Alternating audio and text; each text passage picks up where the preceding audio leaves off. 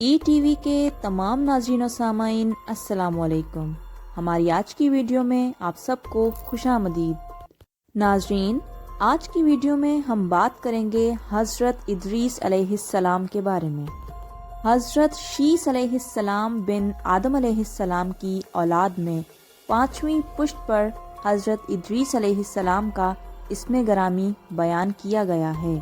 حضرت آدم علیہ السلام اور حضرت شیث علیہ السلام کے بعد یہ تیسرے نبی ہیں۔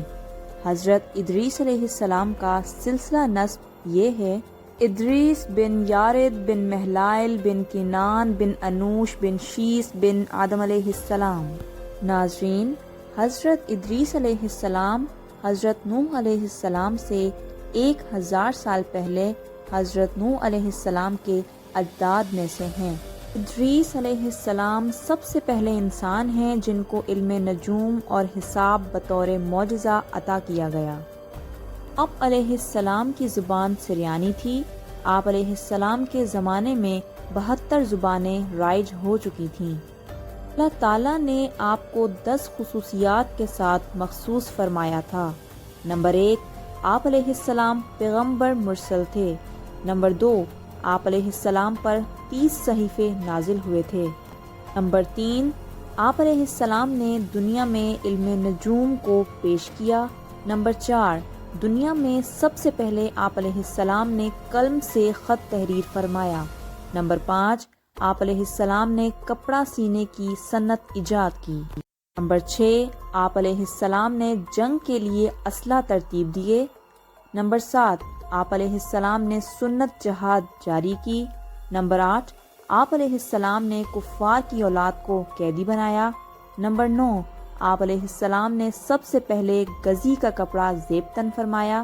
اور نمبر 10، حضرت شیث علیہ السلام کے بعد قابیل کی اولاد شیطان کے اغوا سے گمراہ ہو گئی تھی۔ حق تعالیٰ نے ان کی ہدایت کے لیے نبوت اور رسالت پر مامور فرمایا تاکہ وہ ان کو اپنے دین کی ترغیب دیں، عذاب الہی سے ڈرائیں۔ ناظرین، حضرت ادریس علیہ السلام اللہ تعالیٰ کی کتاب کے صحیفوں کا بکثرت درس دیا کرتے تھے، اس لیے آپ کا لقب ادریس ہو گیا۔ قرآن مجید میں آپ علیہ السلام کا نام ادریس ہی ذکر کیا گیا ہے۔ قرآن مجید کی 2 سورتوں سورہ مریم اور سورہ انبیاء میں ان کا ذکر موجود ہے۔ سورہ مریم میں اللہ پاک ارشاد فرماتے ہیں: اور یاد کرو قرآن میں ادریس علیہ السلام کو، بے شک وہ بڑے سچے نبی تھے اور ہم نے ان کو اونچے مقام پر فائز کیا۔ اور سورہ انبیاء میں اللہ پاک ارشاد فرماتے ہیں کہ اور یاد کرو اسماعیل کو اور ادریس کو اور ذوالکفل کو، سب صبر کرنے والوں میں سے تھے۔ ناظرین و سامعین، حضرت ابن عباس رضی اللہ تعالی عنہ سے روایت ہے کہ انہوں نے کعب احبار رضی اللہ تعالی عنہ سے پوچھا کہ رفعنہ مکانا علیہ کا مطلب کیا ہے، تو انہوں نے جواب دیا کہ اللہ تعالیٰ نے حضرت ادریس علیہ السلام کی طرف وحی بھیجی کہ تمہاری زندگی میں دنیا والے جتنے نیک عمل کریں گے، میں ان سب کے نیک عملوں کے برابر تم کو اجر عطا کروں گا۔ اس پر ان کو یہ خواہش ہوئی کہ ان کے عمل زیادہ ہوں۔ انہوں نے اپنے ایک فرشتے دوست سے اس بات کا ذکر کیا اور کہا، تم ملک الموت سے سفارش کرو کہ میری مدت زندگی کو بڑھا دیں تاکہ میرے عمل زیادہ ہوں۔ اس فرشتے نے ملک الموت سے حضرت ادریس علیہ السلام کی خواہش کا ذکر کیا۔ ملک الموت نے پوچھا کہ ادریس علیہ السلام اس وقت کہاں ہیں؟ اس فرشتے نے جواب دیا، وہ میری پشت پر ہی موجود ہیں۔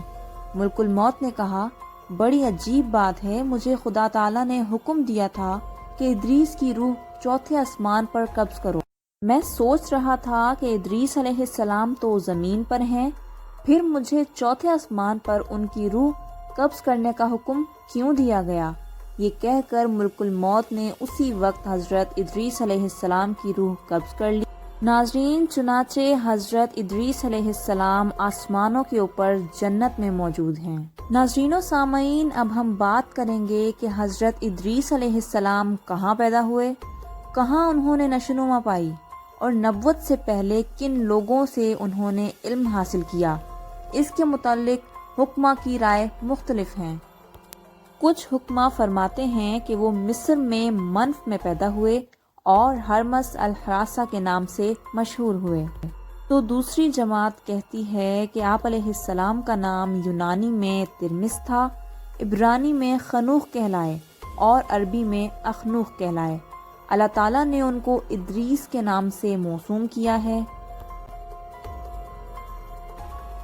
انہی لوگوں نے ان کے استاد کا نام غصہ زمون بتایا ہے۔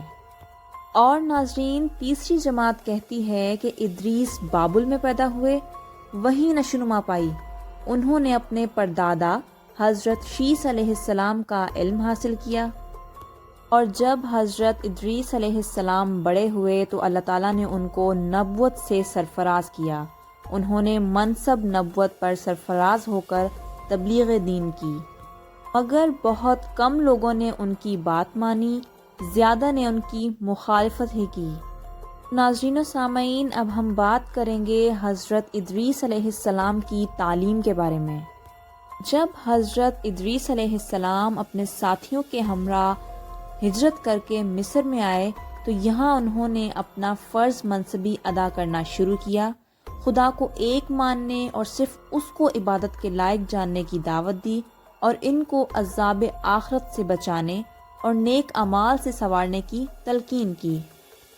ان کے زمانے میں 72 زبانیں رائج ہو چکی تھیں۔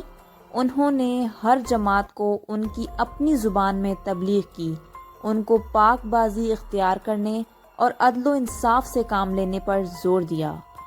ناظرین، انہوں نے غسل، جنابت اور بدن اور لباس کی طہارت و نفاست کی تعلیم پر زور دیا، کتے اور گدھے اور دوسرے ناپاک حیوانات کا گوشت کھانے، شراب اور نشیلی مشروبات پر روک لگائی۔ انہوں نے بارگاہ خداوندی میں نذر اور قربانی پیش کرنے کے طریقے بھی بتائے، پھولوں میں سے گلاب، پھلوں میں سے انگور اور اناجوں میں سے گیہوں کے استعمال پر زور دیا۔ انہوں نے اپنی قوم کو بتایا کہ اللہ تعالیٰ نے ان کی ہدایت کے لیے پیغمبروں کو اپنا پیغام دے کر بھیجنے کا سلسلہ جاری رکھا ہے۔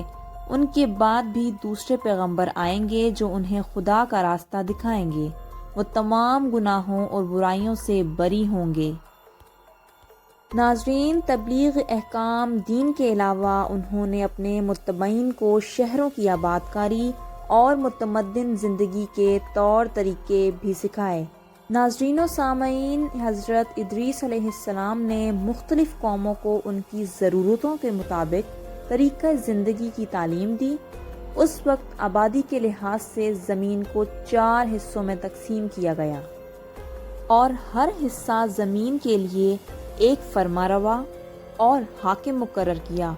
اس حاکم کی یہ بھی ذمہ داری قرار دی کہ وہ اپنے محکومین کو آداب معاشرت و معیشت کے مطابق زندگی بسر کرے اور شریعت خداوندی پر عمل کرانے کا بھی ذمہ دار ہو۔